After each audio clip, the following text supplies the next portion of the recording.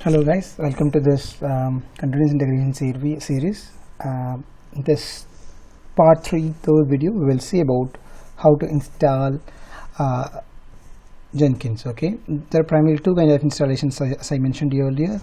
One is native installation, another is a generic installation. Native installation, you can just download any one of this package, Windows package for Windows, and Red Hat if you are using any Red Hat Linux server, then you can just download and you can install this. But most of the places people will go for Java, a standalone WAR file. You can just download and you can just run it, and by default starts the Jetty web server, or else you can just put it inside your Tomcat or some other application server container. Those are the preferred ways. So I'll just explain first about how to do a generic WAR installation and how to push to the application server. We'll just see these two kind of installations in this series, okay, in this session. Okay, so I already downloaded the latest part from this, and it is available in my downloads. So I'm just going to start my server. Means I'm just going to run this standalone Java var command. So once you open your command prompt, you can just give Java space jar, and you can give either your Jenkins var or you can just give your Hudson var file. Just give enter, then it will start the Jetty server behind the scenes.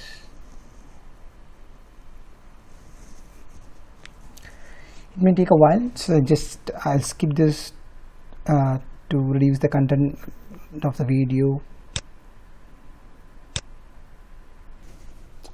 So now the installation is complete. Now we can just go ahead and you can just type your host name and you can just type 8080. By default, Jenkins would start in 8080 port.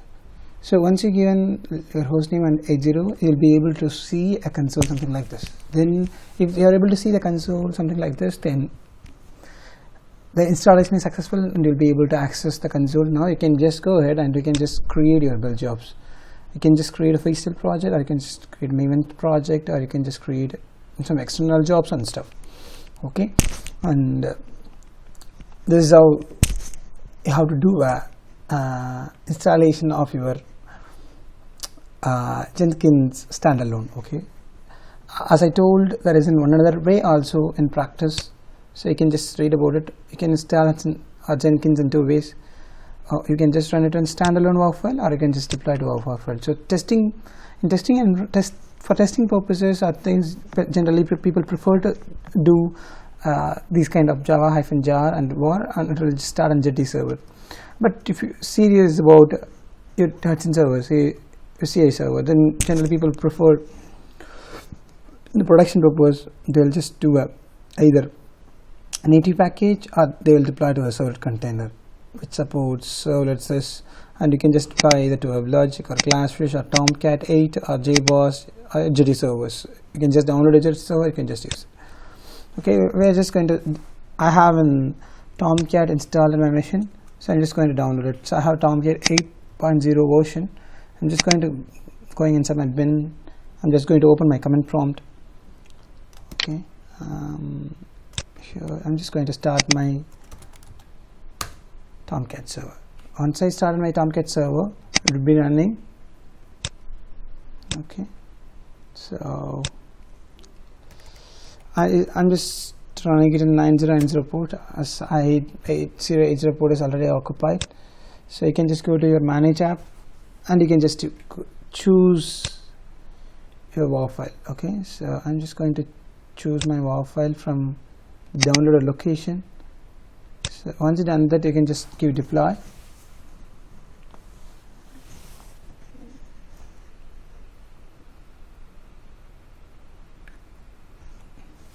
Just give me a minute. I don't know what is wrong with this. I'll just check it.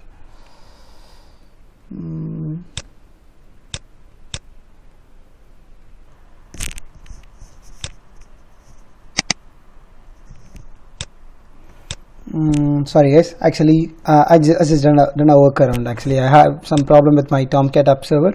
So what I done is I just went, as we all know the generic normal way, right? I just went inside my web apps, I just pasted my WAR inside that, so that it's unzipped the WAR file automatically, and I just went to my console and I just given start, but I just click the start button to start my app server.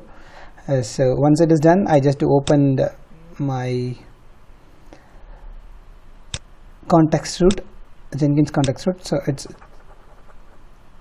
it's doing some work in the background. Let it complete. So we'll just wait for a while to load all the plugins. Okay, once it is completed, we will be able to see the screen as similar to the one which we seen earlier, right? So you can just open it in parallel. So localhost 8080.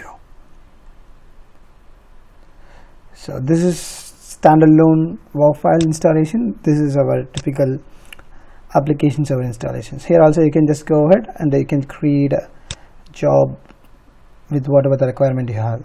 You can just create that.